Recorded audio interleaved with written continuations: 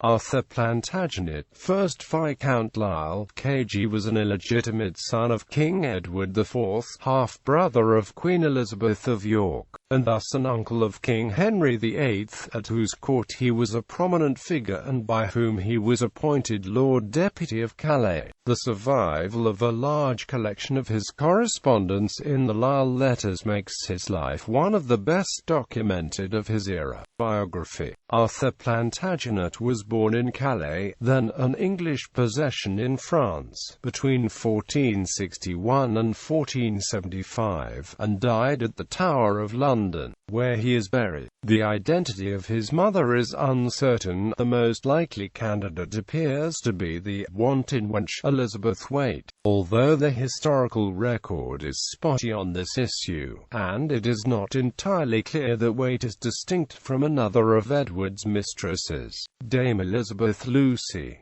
Another possible candidate is Elizabeth Shaw. His godfather was William Fitzalan, 16th Earl of Arundel. Arthur spent his childhood at the court of his father Edward IV.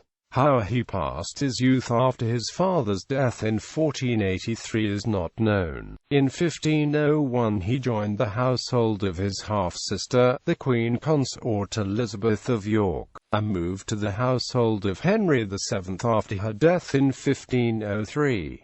After the accession of his nephew Henry VIII, he was formally designated an esquire of the king's bodyguard and was a close companion of Henry's. In 1514 Arthur was appointed High Sheriff of Hampshire and made captain of the Vice-Admiral's ship Trinity Sovereign, rising to become Vice-Admiral of England. In 1519 he and his wife, Elizabeth Grey Baroness Lisle, took possession of the lands that had belonged to her father. In 1520 he attended his nephew, King Henry VIII, at the Field of Cloth of Gold.